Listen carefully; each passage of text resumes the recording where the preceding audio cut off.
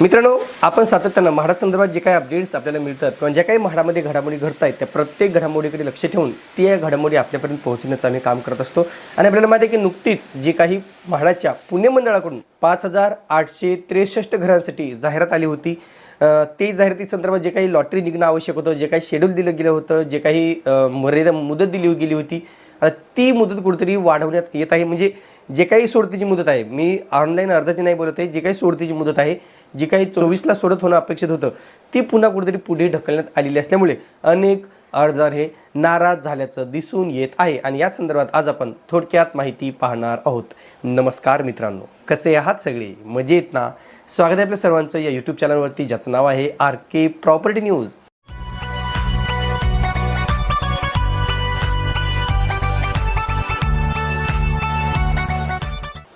तर मित्रांनो, जी काही म्हाडाच्या पुणे मंडळाकडून जाहिरात प्रसिद्ध केली होती 5863 घरांसाठी, ती वेगवेगळ्या जिल्ह्यामध्ये वेगवेगळ्या ठिकाणी उपलब्ध करून देण्यात आलेली होती। म्हणजे पुणे जिल्हा आहे, सांगली जिल्हा आहे, सोलापूर आहे, कोल्हापूर आहे, अशा वेगवेगळ्या जिल्ह्यामध्ये ही होती। त्याशिवाय पिंपरी चिंचवड महानगरपालिका, पुणे महानगरपालिका याही शहरामध्ये बऱ्याच मोठ्या प्रमाणात 20% सर्वसमावेश योजनेअंतर्गत घरे उपलब्ध करून देण्यात आलेली होती। याच्यामध्ये जवळजवळ सर्वच उत्पन्न गटांसाठी घरे उपलब्ध करून देण्यात आल्याचं दिसून आलं होतं। म्हणजे PMAY आहे किंवा प्रथम प्राधान्य आहे किंवा 20% सर्वसमावेश योजना आहे, 15% सामाजिक योजना आहे, म्हाडा गृह योजना आहे, अशा वेगवेगळ्या योजना या ठिकाणी आणल्या होत्या। आता या योजनेअंतर्गत जे काही घरे उपलब्ध केली गेली होती त्या योजनेला कसा प्रतिसाद मिळतो हेही पाहणं तेवढंच महत्त्वाचं होतं। कारण याची जी काही प्रारूप यादी आहे ती आता अंतिम प्रारूप यादी पहिली ही 8 नोव्हेंबरला जाहीर झालेली आहे, परंतु अंतिम प्रारूप यादी अद्यापही जाहीर झालेली नाही। त्याचं काम कुठेतरी सुरू असल्यामुळं ती यादी, अंतिम प्रारूप यादी ही 28 नोव्हेंबरला प्रसिद्ध केली जाणार आहे। आता जी काही पूर्वीची तारीख होती मित्रांनो 24 नोव्हेंबर 2023, ही डेडलाईन आता पुन्हा म्हणजे नेहमीप्रमाणे सालाबादाप्रमाणे आपण म्हटलं तरी हरकत नाही, पुन्हा ही लॉटरीची तारीख डिले झालेली आहे। आता खरं तर या लॉटरीला प्रतिसाद कसा मिळतो असं जर विचारलं तर नक्कीच या लॉटरीला बऱ्यापैकी चांगला प्रतिसाद आहे असं आपण म्हणू शकतो। कारण 5863 घरांसाठी जवळजवळ 60,000 अर्ज दाखल झालेले आहेत आणि म्हणून जे कोणी 60,000 अर्जदार आहेत त्यांच्या नजरा आता या सोडतीकडे लागलेल्या आहेत। परंतु सोडत डिले झाल्यामुळं सगळे अर्जदार नाराज झाल्याचं दिसून येत आहे।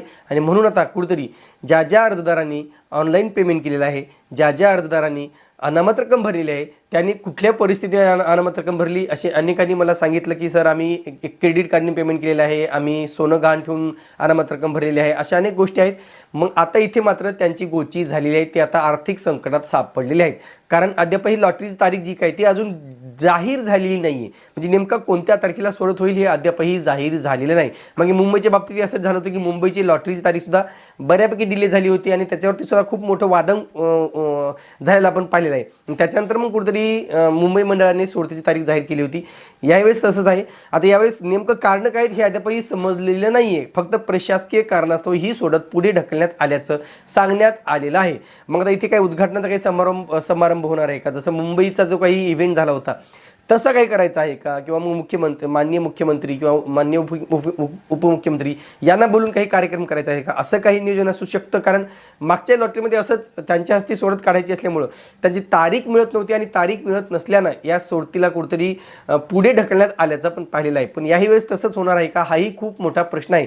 पण महत्त्वाचा प्रश्न आहे की मित्रांनो, ज्यांनी अनामत रक्कम भरलेली आहे त्यांना मात्र कुठेतरी आता ही हुरहुर लागलेली आहे, एक काळजी लागलेली आहे। कारण जर ही सोडत लवकर जाहीर नाही झाली तर आमची अनामत रक्कम ही म्हाडाकडे पडून राहील आणि त्याच्यावरचं जे काही दर व्याज आहे, त्याचे जे काही आम्ही क्रेडिट कार्डने पेमेंट केलेलं आहे त्यामुळं आम्हाला मात्र इथे नुकसान सहन करावं लागू शकतं, असं अनेक अर्जदारांनी सांगितलेलं आहे। आता महत्त्वाचा प्रश्न की वारंवार म्हाडाकडून या सोडती का पुढे ढकलण्यात येत आहेत। जसं आपण सांगितलं की प्रशासकीय कारण असलं तरी इतर अनेक सुद्धा कारणं असू शकतात, परंतु राजकीय जर याला म्हणजे इव्हेंट करायचं असेल, म्हणजे मोठमोठ्या लोकांच्या हस्ते सोडत काढायचे असतील तर नक्कीच याला थोडंफार मागे पुढे होऊ शकतं। त्याची तारीख कधी मिळते, त्यांची तारीख मिळणं, मग तारीख कन्फर्म करणं, हे सगळ्या गोष्टी, हे सगळे सोपस्कर पूर्ण करणं आवश्यक असतं।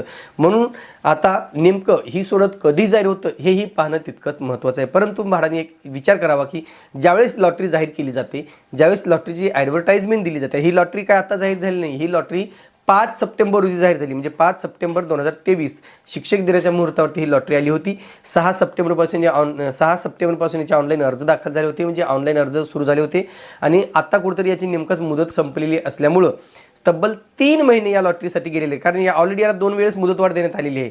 म्हणजे पूर्वीची 27 सप्टेंबरची मुदत गेली, नंतर ऑक्टोबरची मुदत गेली, आता नोव्हेंबरची मुदत सुद्धा संपलेली आहे.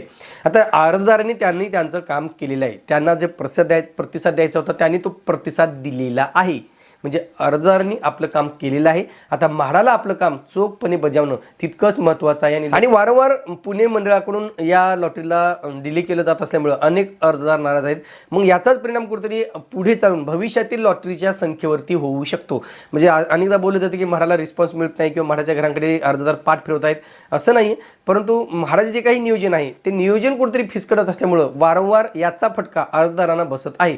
आणि मग याचाच परिणाम हे पुढील लॉटरीवरती जाणू शकतो. पुढील लॉटरीतील अर्जांवरती किंवा पुढील लॉटरीतील अर्जाच्या संख्येवरती याचा विपरीत परिणाम नक्कीच जाणवू शकतो. म्हणून कुठेतरी म्हाडाने लवकरात लवकर ही सोडत जाहीर करून अर्जदारांना त्यांच्या हक्काच्या घराचं स्वप्न पूर्ण करण्याची संधी द्यावी, एवढीच अपेक्षा. तुर्तास मित्रांनो इथेच थांबतो. पुन्हा भेटूया एका नवीन व्हिडिओसह. तोपर्यंत आपली रजा घेतो. धन्यवाद.